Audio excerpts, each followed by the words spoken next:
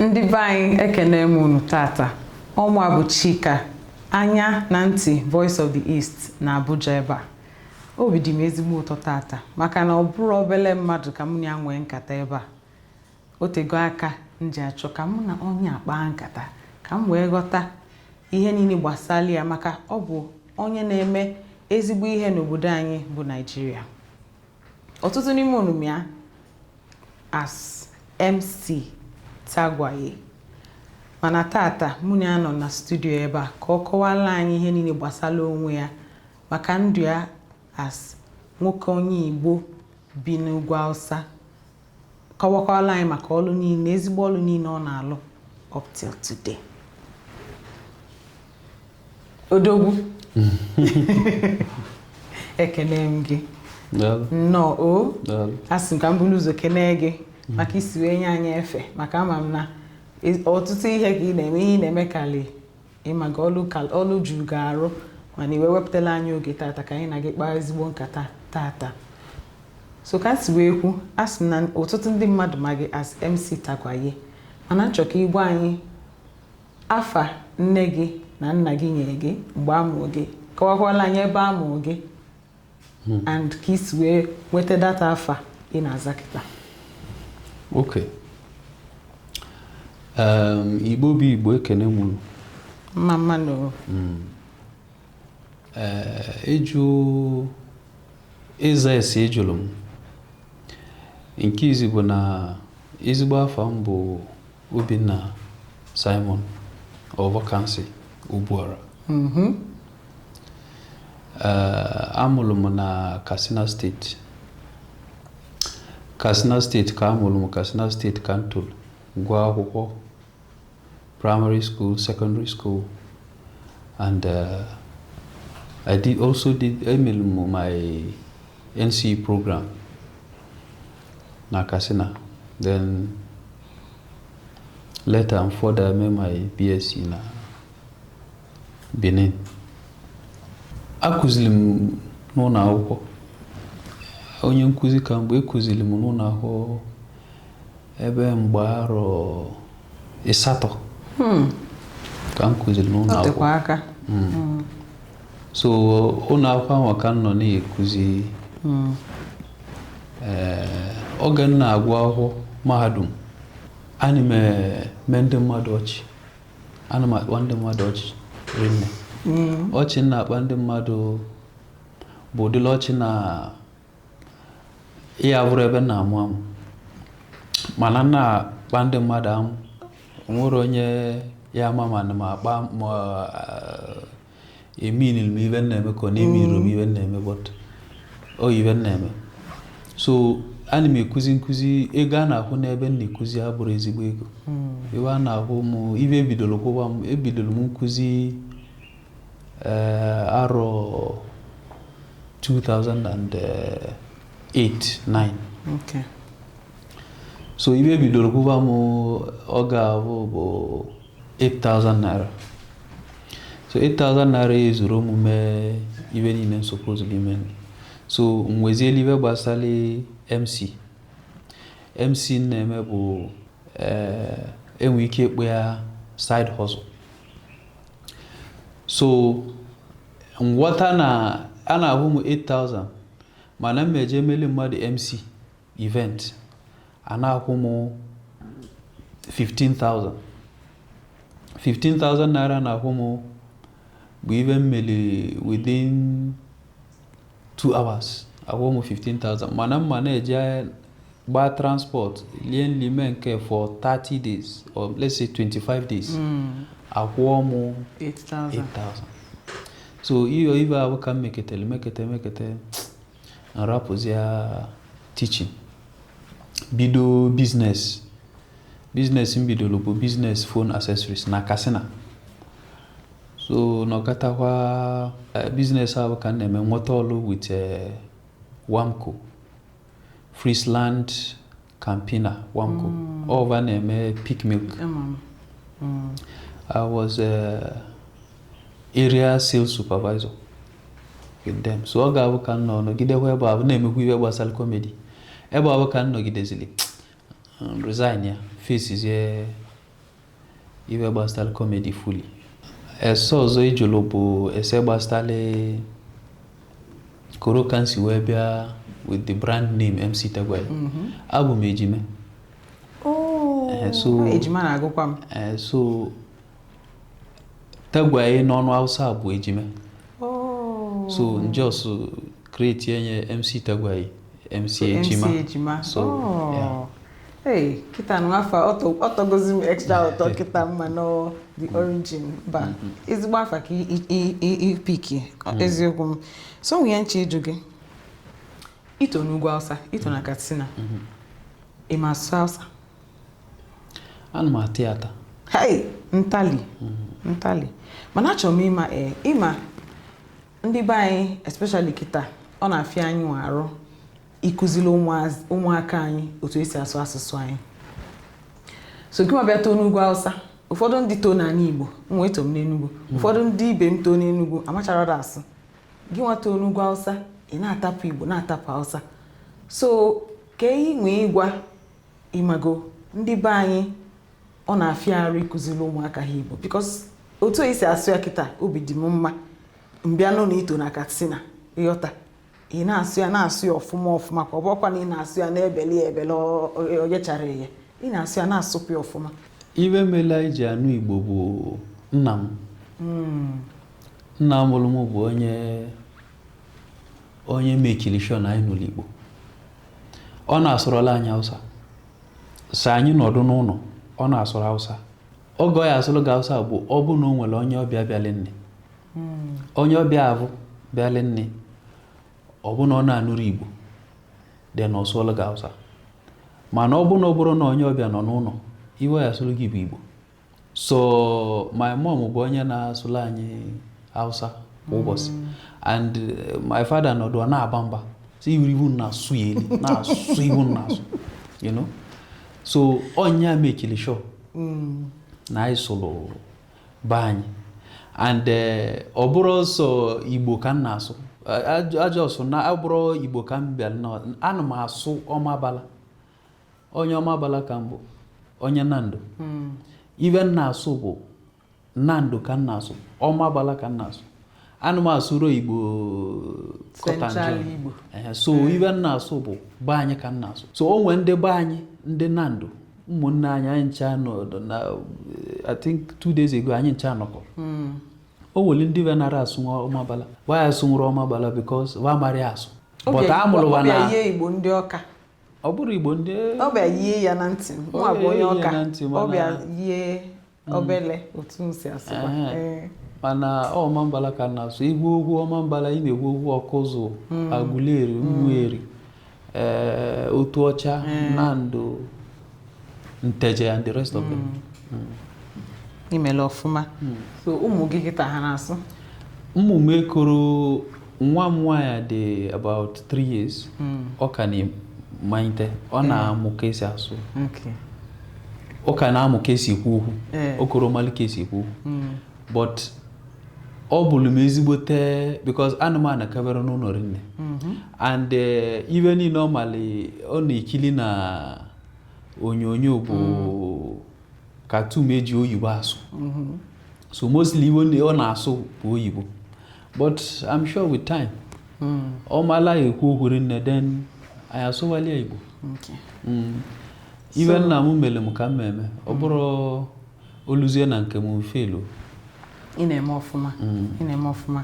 So asị nka njọ makwa m na ndị be anyị ịmago a na-asị na o nwere ebe onye Igbo ama mbinwu. Ebe ọ bụ na anyị tụsara ụkwụ anyị na-eme ọfụma ebe ahụ. Mana amakwa m na even though na as Nigerians anyị chọkwa ka udo dị between us and the Imago tribes ndị ọzọ. Ọ na-ada adịba sometimes ọ da adịcha. So as onye Igbo too n'ugwu Hausa onwenu gị ihe mee gị Imago ịbịa fiilukwa na ebucharakwa onye ebe ha. Imago ụmụ ihe obele discrimination gasị amakwa m na ịma asụ asụsụ ha and amakwa m na ndị ugwu Hausa ịmarụrụ a na-asụ asụsụ ha na-anabata ọfụma. Mana achọrọ m ịma even with that onwenugo situation ifulu onwe gị as onye Igbo bi ebe ahụ ịbịa feel a little Imago different from them. Well, o nwere ebe ọ na-adịrọ. ibulu onye ugwu nọdụ na ana Igbo enwelili ndị e discriminate kwuo okwu na-adịrọ mma mee iwe na-adịrọ gị mma mee iwe gosili na ịbụrụ onye nkele o nwere n'ebe ọ ya dị mana iwe dị mkpa rinne bụ ndị nwe obodo va na-egosi gị na ịdị iche ka ọ va na-egosiri gị na ịdị iche ndị nwe obodo ọ bụrụ ndị enwere ibe babụ na ụmụaka ma ibe ndị ọzọ mana ndị bụ ndị nwe obodo o nwere ka ba si wee kọwalị gị ma ọ bụ gosi gị omume na ịbụrụ onye nkele ọ dịrị anya abụrụ ya na n'ugwu Hausa wee wetara ọ ga na-agụ akwụkwọ throughout my high institution days na-enye m ibe akpọrọ auxiliary salary from local government Ngawa local government every month a na-akwụ nya 3,000 then ka a na-akwụ m ọ bụrụ na ana m alụ ọrụ ọ bụrụ na o nwere ibe na-eme for the fact that na ana m agụ akwụkwọ enyere m that money from start to finish echenjiri m ava m ọkwewatara asịrọ m na nna m bụ onye ugwu kan no ava m ne ka nna azaba and ava abụ ka eji akwụ m ụgwọ iwe gbasara discrimination o nwere ebe ọ na-adịrọ mana ọ dị within ndị youths o nwere ike ọ bụrụ as a result of youthful exuberance or something but then nke bụ okwu bụ ka m si ekwu ndị bụ ndị nwe obodo o nwere ka ba si bịa gosi gị na ịbụrụ onye nke anyị o nwere ịdị iche n'imele nke ọ dịrị ya mana o nwere ebe ọ na-adịrọ onye ugwu jee na anyị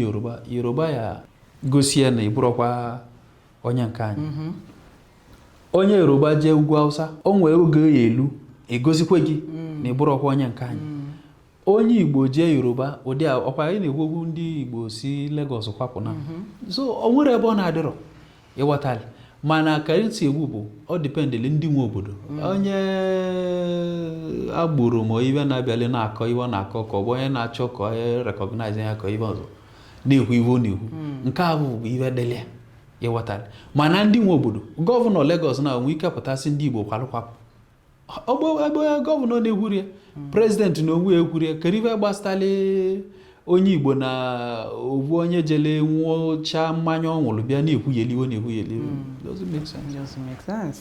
Daalụ.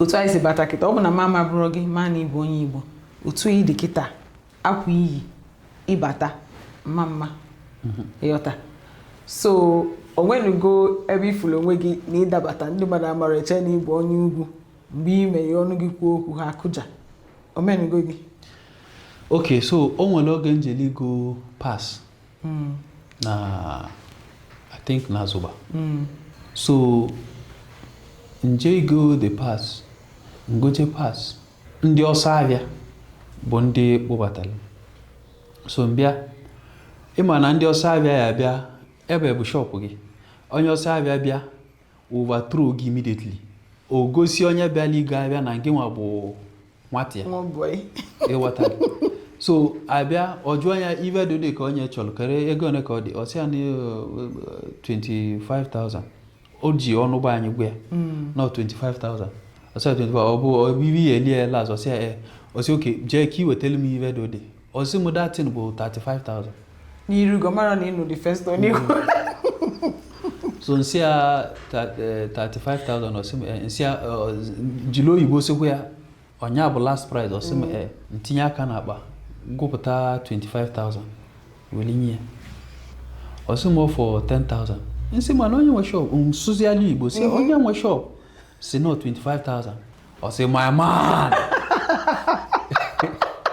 my man nna ilekwa m na onye Fulani ka Igbo mana iyi ka ekwe wetara so nkwecha the money ọkpọzia the other guy weli 25,000 nye but mụnwa bụ onye na-encourage hard work so out of that nweli 5,000 nye okwe wetara but the thing is o nwego ebe njeligo moto one day njigo moto onye nwe moto bịa ka ogwogwu one guy si ya jili Igbo si ya rapịa ka nsa anya wee jụọ ya ego na-ebu moto ọgwa m iwe bụ moto n'oyibo ọgwacha m wee sụọ olu ya Igbo si ya ịsachago ubi ya asa si nna na awa ibudo onye nwanne m nwoke wee bịa na ngwa ka ịkpa you know. So it's so beautiful. Yes. Same way o nwere ka mesi dress onye ugwu m ọma na abụrụ m onye ugwu ọ na-ehuzi ibe dị mma but you know. So o gosili na anyị abụ Nigeria bụ ebe I suppose ka anyị nọkọta bikolita mana nsogbu dị nne bụ ọ bụ na ịmara omume onye ọ bụ na ịmara omenala ndị ihe aghọtara onye gwu okwu dị odile ụlọ ibe ka ọ na-akọwa mana ọ bụrụ maka na ịmara ndị babụ onye akpatala nji wee na-agwa one minister say that effort emekile maka NYSC bụ ka anyị makọlịta onwe anyị mana onye ugwu ya agụcha akwụkwọ n'ugwu Hausa epost onye ya jee Imo ka o mee service or redeploy ya nata Kano maọbụ nata Kaduna. Ọ bụ na NYSC ya insist onye gwụcha ebe jee ebe nya jee ebe ahụ gwụọ so ndị be anyị bụ sometimes na-ekwe ndị anọdụ n'ugwu Hausa serve meanwhile wagwụrụ na ndịda and all of those things and some of them serve n'ugwu Hausa. Ị na-ekwu ife gbasara ndị ugwu na ndị ugwu abụrụ mmadụ ndị ugwu bụ ndị Igbo akọwala gị sị gị na ebe igwe ma ebe ahụ na-ekawa dị ife onye na-amarụ ndị na-ekwu ife gbasara na ndị ugwu abụrụ mmadụ ndị ugwu mere nke ndị ugwu mere nke ọzọ okoro gate briji Ọnịcha wee bụrụ na ọ bịara ugwu Hausa ọ mara ife na-eme ịghọtali ịmara ka ndị a si eme ịmara omume ebe onye ugwu n'ọkasị na ekoro gate Abuja wee bụrụ ije ndịda ka ọ malụ ka onye Igbo si eme mana ọ ya nọ na ada kasị na ọnọ ọ sị gị na ndị Igbo nọ na Anambra ka ọ nọ n'Imo na-eli anụ mmadụ mana ikoro ji ebe ahụ malụ ka ọ dị ịghọtali. So NYSC the actual purpose is becoming defeated because ọ iwe create ka anyị wee malụ onwe anyị malụ ka ndị a si eme malụ ka ndị omume ndị a dị malụ ka omenala ndị a dị na iwe ndị ọzọ you know. So we enjoy you. I mmadụ niile magi or most people magi kita magi as MC Tagwaye and otu isi wee na-eme imago comedy gị ihe ọchị gị gbasalụ former president anyị President Muhammadu Buhari. So achọrọ m ịma ka isi wee mụta otu o si eme otu o si ekwu and ihe mee o ji bụrụ nyanwa ka ị decide na ị ga na-eme comedy maka ya. Okay. Ife gbasara ife a na-akpọ n'oyibo mimicking. Mimicking, yes. Bụ talent nwere. Ọ bụrụ si ya bụ onye mimicking mbụ. Mana nke bụ act mputulu out mechele bolu so pronounced. Ọ bụrụ ya busy. Ụnụ ahụ ebe na-ekuzi ana m mimiki the proprietress. You know, nchi teachers egwu wa nọ na class na alaula nsi window mimiki ya voice ya teacher agbanye enu. You understand? So ọ bụrụ ya busy. O nwego ọtụtụ ndị mmadụ easily ọ na-take your own time. Gee ntị ka isi ekwu okwu na gee ntị for like 20 to 30 minutes. Mmegwu ka isi ekwu. So and the former president bụ onye admire so much for a long time. And me see ọ ga-epele mpe a na-agwa anyị na ọ bụ military man o ji wee nụkwa ọgụ corruption sekwe ya nke ji mee nke you know ọ ga-awụ mpa anyị nwere one compodium sort of fotie na iwe ndị ọzọ oge ọ nọ military. So ọ bụ onye anyị like it. And Ngawa local government ebe anyị bi oge ọbụla ọ eje Daura ọ na-esi Ngawa from Kaduna ọ na-eje Daura weekend. So anyị make sure that on Friday ka ọ na-agba aga. So anyị make sure na anyị pụtara na main road na ọ dị na-echie and ọ bịara na ọ ya wine down fela anya ka nya bi wa chọ. So ọ go win the election. I just felt like that was it. So mana gị na afụ n'ife nya kita ebuzi afụgo ọtụtụ oge a perform go m n'iru more than 2, 3, 4 times. Watch Liz watch. Ọfụma mgbe season perform n'iru DSS and the rest are very very you know they were not comfortable and I didn't stop. So even after the performance, onye bịa sim corrodly courage ye nwere ibe sell we je ebe a. Say no nwere ibe sell and me serious say ana ma nwere ibe also because the confidence the too much. You know? So we were not comfortable. When they became comfortable was Mechel performance and requested that actually miss a photo with him. DSS onye ogbona nene. Nyanwa bo enyi lot or sim mobia. Oge made the request. So that was when they now stood down. And also Oge name Mimiki anime Mimiki in a bad light. Anime Mimiki in a promotional style. Even Bastal government here. On will even nyawa ni mwike hu to defend himself. Mwana pota huonye. So anime promote to his person. Emeronya can make you look stupid or foolish. Nchi mimiki the current president Tinubu meme is very easy. Mano woro ki esi mimiki President Tinubu ki ale make ne koluko bad. Okay. So of your so oya vialaro onwere one boy na-eme ekita mkpo the boy si abia if you na-eme the good mana onwe eventual can change eligi ka dị successful if you na-eme o change okwere oge ntị okay nsi abia nso ka mentor gị if you na-eme emego nye 2 term and succeed abia kan go okwero.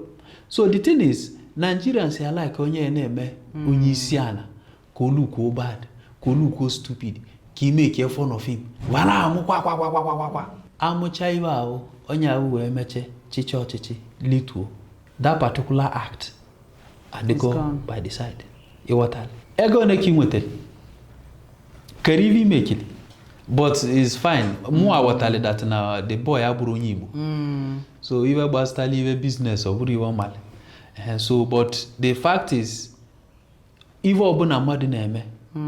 Iye mie odi iye jiwe litulwe oburu iye emeki we please no maka no ge oya charger onwere onye ya bia ndị abu niile na he ligi na asị ni na-emetie ni na-emere nka 1 naira onwere onye enye gị 1. Secondly ndị abu na praise gị na asị gị continue na agbashia bo ndị ya bịa kwasị gị but you had an opportunity, you would have utilized it now. Eziokwu kipu.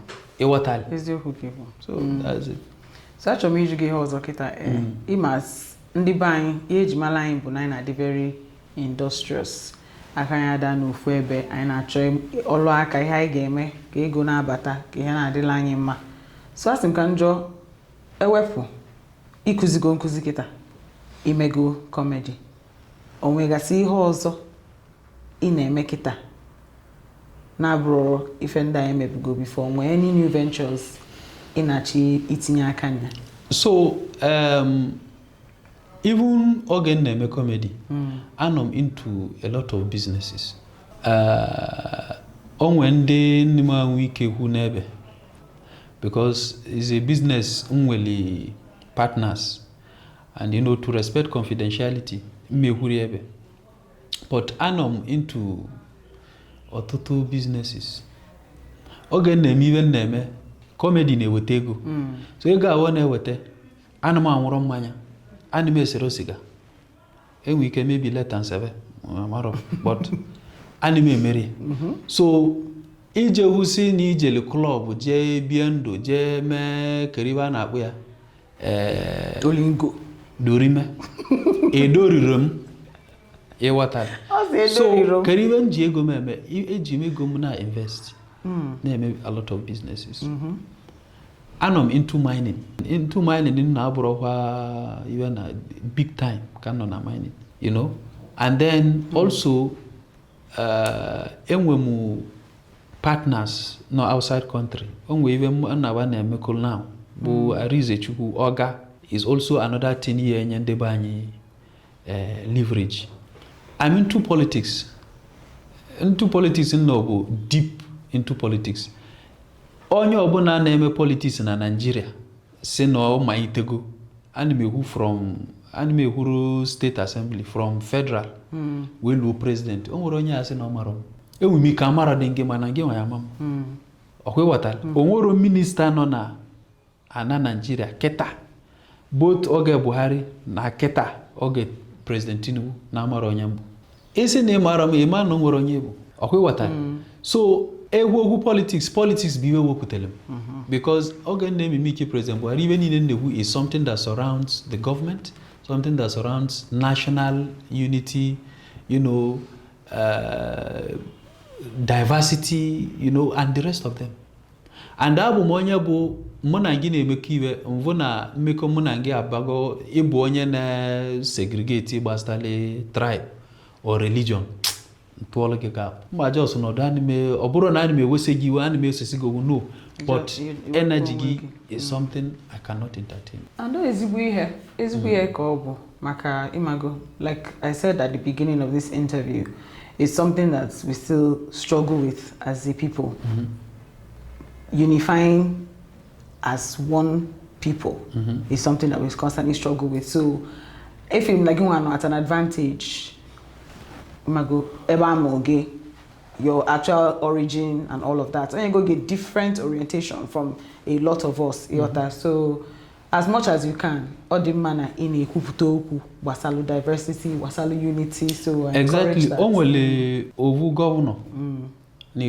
One day simo even na memwa hosenia that na oge ya bia from southeast enwuru onye bụ somebody kwesịrị each this country from southeast na abụrụ m ọ gwachara nya iwe mmadụ iwe dịka 5 gwara nya mmadụ dịka 5 gwara m si mụ jide ka nji because one thing with me is that amarụ m iwe gbasara nkewe mbụlụ president Nigeria tata ihe abịara megide onye ugwu mgba nkịtị because ebe abụ ka amụrụ m ebe abụ ka ntụrụ ịghọtali and o nwere iwe dị njọba mere so mma nọrọ imegilide mma nọrọ okwu imegilide onye Igbo because nne m na nna m si ebe ahụ onye Igbo ka mụnwa bụ mma nọrọ ime enye onye Yoruba enwere m ọtụtụ ndị oyi nne na Yoruba mma nọrọ okwu imegilide ụdị mmadụ m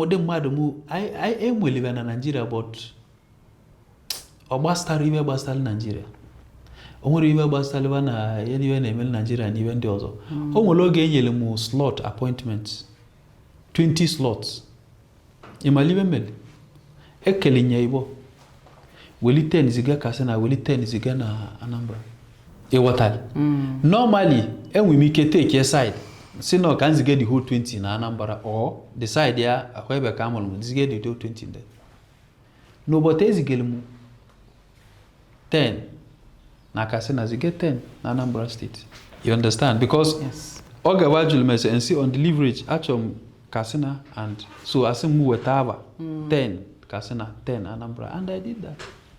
So actually me joke otega kino na this industry and from here in Igwago we go like otutu experience gbasalundu in general yota ibigo na different places gina of different kinds of people emekota go here me business me so many interactions imago so actually me joke for ndị ka na-abịa betu isi wesi na onye ifo chọọ ka igosi ụzọ ọjụ ịghọta so onye na-ege ntị kịta kedu ezigbo okwu ịmago ọdụ iche edo ha gbasalụ ndụ na otu esi afọ ụwa ga-eme ka ihe na-agala anyị ọfụma. Well, even mehu bụ ụmụ Igbo onye ọbụla evolu bụrụ mmadụ nnekwu mmadụ tata nwee ego o merie n'ime ovu ọnwa o merie n'ime ovu mgbarụ o ive o bidolu n'obele ọjọọ soro bidie tata bụrụ ive ọ bụ there's a process mana ọtụtụ ụmụaka kịta ndị na-achọ ego ka ọ na-agbago ite vachọlụ ive bụ tata moto anyị na-agba tata achọrọ maka mgbe anyị echi ọ ya ganwụrụ ndidi bụ ọgwụ ụwa ụdị ndị kịta etolitere m golo moto ebu m ụzọ golo bicycle ka m bụ na-agba nyagide bicycle nyaba machine anọ m n'inya machine nle machine tie hu ego first car m gbali bụ na 2012 iwe ngoli bụ 75,000 naira Carina 2 Toyota iwe ngoli 75 kwulielie 150,000 ka ọ dịkwa nwa akpọcha bulie na agba from there gịnị mere nlenye tiekwa obele ego golu 406 abụ ka nọ na-agbanye ka nji aga kasị na bịa Abuja nọdụkwa Abuja na-eme my programs and the rest 406 nọgide na 406 lee 406 tinyekwa obele ego golu Honda Accord nke a na-akpọ Anaconda bulie na agba. It's a process. Obele. From 1 car ọbụlụ 2, from 2 ọbụlụ 3, from 3 ọbụlụ 4. Ịnọ n'ụlọ ebe ị na-eme rent, ịnọgide n'ebe ị na-eme rent, ịkwapụ jee lụọ nke gị. It's a process. Ọ bụrụ ive emeli except na oriki chọrọ izu. Ọ bụrụ oriki chọrọ izu, lọk smile ya ga ịbata ebe ọ bụ na ego dị n'ebe iwele ebe zedo onye ọbụla etinye aka na ibulu dị ego. That's the only way you eme boom. But without that, and that process ejide gị nke ga-aga. So it's a process. O ive eji nwayọ eme. Ọkwa ịghọtara ive eji nwayọ eme. Ọ bụrụ ịpụta tata bido iwe ilo na result ya pụtaba ozugbo ọ bụrụ ka echebe. O nwere ndị ọ na-abalị ụdị ahụ. Mana ọ bụrụ onye ọbụla inwe ike ole owe aka bunye iwe debe that side. Enwe m ike bịa try iji owe aka bulie oye kwuru m etinye aka na abụ or even ask for assistant ka ebe nyere m aka bulie. So aka na aka ararụ kwewatala aka na aka ararụ akalaka dị n'iche akalaka onye dị iche na nke onye ọzọ nke onye na-eme ọ gaalịa inwe ike ije menye onye agarọla gị. So ụwa bụ nwayọ nna m mekili sure na o kwesịrị anyị nke ahụ achụ n'ụwa n'ike maka ịchụ onye n'ike ịna n'ike ịchụ ụwa n'ike ịna n'ike nke abanye ọbanye ọfụma na ntị. So tupu anyị emecha achọrọ m ka mmalụ kedu nni Igbo because mụ abụ m onye nni kedu nni Igbo kachacha atọ gị ụtọ n'ụwa niile ndị be anyị? Ndị be anyị oge anyị pere mpe nọ secondary school mpa anyị duru anyị jee Asaba ebe anyị na one of my late uncle, may God rest his soul, no.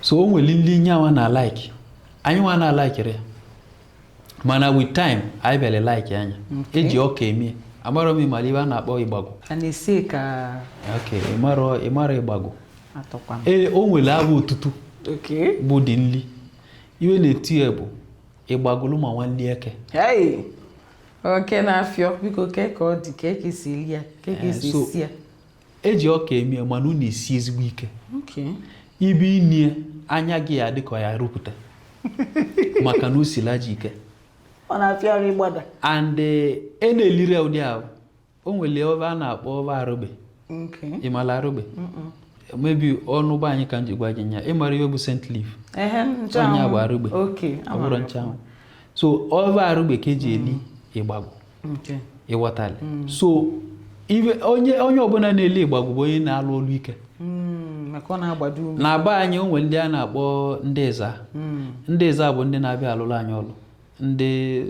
ndị I think Enugu steeti va na-esi ezigbo ike so va bịa ịlụlụ gị ọlụ ihe va agwa gị bụ siela anyị madam si tekwa ya Igbago siri ezigbo ike because va lie nye o 6 to 6 alụlụ gabazia.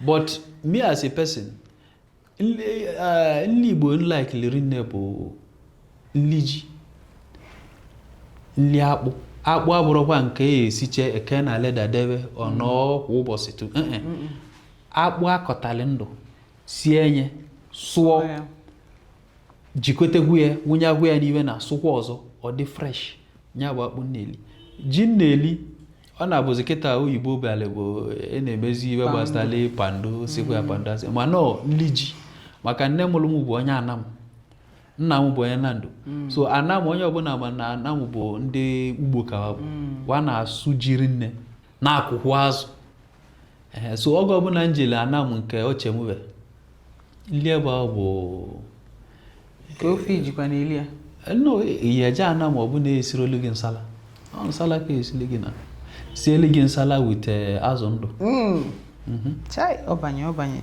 ime ga agụba m kịta agụ na-agụ m kịta mana inwekwa n'ife ndị oyibo na-akpọ good taste very good taste so anyị abịago n'isi njedebe mana tupu anyị emechie achọ nka mama ga-ekpo gị n'ọkpa ka anyị zata obele gwam ilute gwam amara gwam but ọ bụrụ nwancha ka mmalị but buo ka mmalị nke bụ tata mụ abụzi onye nkụzi kịta gị nwa agụgụ gịnị ma onye akwụkwọ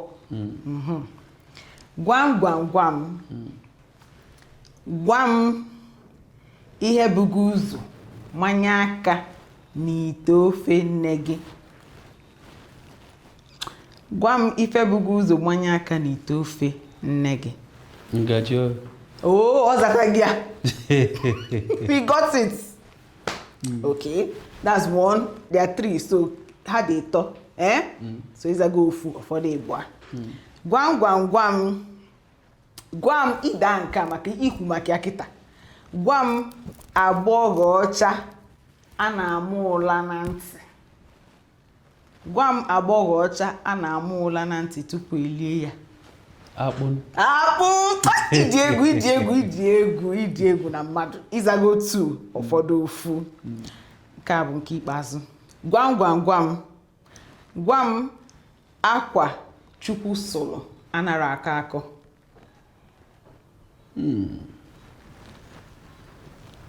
Akwa Chukwu sụrụ. Akwa Chukwu sụrụ mana ọ nara aka akọ.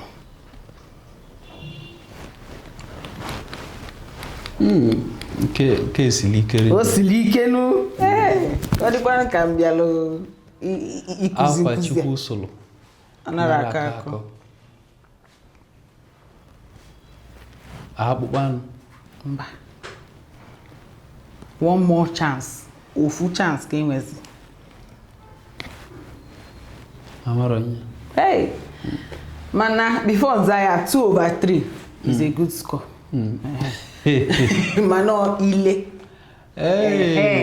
Your tongue. Mana nchọ ka debate enye. Ime debate. Biko ọbụrụ mụ adede gwam ma oke si wedela anya since anyị pepe. Gwa onye gwala iwe awa gwala ọ gwatara. Kekwa ngwa dike. Ile ọgba akwa. Akpụ abụ agbọghọ. Ezigbo ta agbọghọ ka ọ bụ. Ezigbo ta agbọghọ nọ n'onwe. Ọ sị na akpụ bụ ezigbo ta agbọghọ nọ n'onwe. But email ezigbo. Interview ka nkata ịkpa ọtọgbugo m adị m no very honored. Na mụ na gị nwere ohere a wee kpaa ezigbo nkata anyị anọkọlịsịa na Voice of the East Abuja. So nwere any last words ị nwere ịgwa anyị ndị be anyị? Okwu mmeghu bụ Igbo bụ Igbo. Anyị nwere ebe ọzọ anyị agbalije na-abụrụ anyị Igbo. Oge ọbụla na-eje ndịda, obi na-atọ m ụtọ na anyị meje ndịda. Ụdị a ngwale gị sị gị na nje ndịda nje anam. Ka anyị mee ihe ọbụla anyị nwee ike ime ka udo chia n'ala Igbo. Ihe ọbụla sọlị anyị abụrụ ka udo chia n'ala Igbo. Iwe anyị na-eme bụ gbuo ebe mee nke ọzọ. Nwanne ji nwoke na-azụ abịa na ndịda ahụ. A lot of economic activities are happening na ndịda ahụ. Ịbịa asazi ebe ahụ kere ibe ya eme. So ihe ọbụla anyị suppose ime nni ya eme ka udo chia n'ala Igbo. Onye ọbụla suppose ka o menye. Ihe ọbụla ndị Igbo na-achọ ka ba mee ka ọ bụrụ ibe anyị eme n'ime a bịa ọ bụrụ na o ya emegilide mmadụ ka ọ bụ tinye mmadụ na agbaghalịa ka ọ bụ mebie biznes ya ka ọ bụ mebie property ya. Because ihe ọbụla na-eme ọ dị mma ndị Igbo ka ọ bụ. So ịbịa na-eme ibe ifili na ọ dị mma ndị Igbo ka ọ bụ ị bịazịa na-emegilide nwanne gị ọ ya dịrọ mma. Nwanne gị ya na-ewoso gị iwu onye ekpereli gị ekpere ibe na-eme ka ọ gaa. So ka anyị vụ onwe anyị n'anya na-ekwu na Igbo enwere eze Nigeria nwa anyị enwe ike wepụta onye azụ ọchịchị bụrụ onye isi this country, but Igbo enwere eze. ịbịa kwekọlite na ibe eme apụọ onye nke anala ego onye nke anala ego eje eme ibe dị onye ọbụla eme ibe dị mkpa ndị be anyị na-ekwu na ibe emelie bụ na gọọmenti Naịjirịa na-enekwutere ana Igbo anya na-emero nke ọzọ jụọ ọnụ gọvanọs na-ese ụdịle ego na-ebunye ebe keriọba ji eme agba na-agba maka abịakwara lụwa ọlụ na Igbo na ibe na but before ebule ego because ndị be anyị nwere ibe gbasara na gọọmenti nya kpatara ndị gọvanọs South East ji emekwa ibe dịba mma because ndị be anyị a na-ajụrụ evesi onye ọbụla bụ biznes ka ọ na-eme kere ibe gbasara n'ibe gbasara gọọmenti a na-ajụrụ gọvanọ ego one agba na-agba maka ndị mmadụ mali ego one na-abata na steeti mbụ onye na-ajụ ese kere ibe gbasara mmadụ so ndị bụ gọvanọs South East leadership South East government leadership South East supposed kawa jụọ onwe vese akụnwa na-akpakwa na emechekwa na arapụ ebe na ma n'ive ọbụla imeli ka eji wee na-ekwu okwu gị ka eji wee na-ekpeli gị ekpele ọ tebụrụ njọ ka imeli ekpele na-ekpeli gị chi nwe ike gbaghalị gị ive ọbụla mmadụ mere mmadụ ibie bụ na-ejidele m so okwu mmegwu bụkwa Igbo bụ Igbo vuo onwe ve n'anya onye vu ụzọ ya eji wee nyere nwanne ya aka nye anyeli aka o nwere iwe ewepụ gị n'arụ competition o nwere ebe odu mmadụ eje ndị na-eme competition ebe ka edi gị je inwere nke ka nwe nke onye ọbụla nwe bụ ekpele na ekpe maka na onye ọbụla nwe nwere okwu ya ajụ gị ị n'ụlọ onwe gị zuola onwe gị ike ma na isi na ọsọ gị enwe onye ọbụla abịa na-ayọ gị and ayọgide gị mmadụ ka bụ wonde iwe ewe gị mana onye ọbụla nwe onye ọbụla n'ụlọ onwe ya bụ okwu mmewu udochianụ ekenewe m unu daalụ sọ ikwu nnọọ ọfụma ihe niile ikwu nwa ka ọ bata n'obi m eziokwu m ekene m gị kenekwa our crew maka ezigbo ọrụ ha na-alụ daalụ sọ maka inye anyị efe ka anyị na gị kpaa ezigbo nkata nwa ịkpago tata mana asị m one last thing biko before ịpụba ebe m enwero ohere wee meet enu President Buhari ebe ị na-ebe biko ka m kwenu gị aka presidential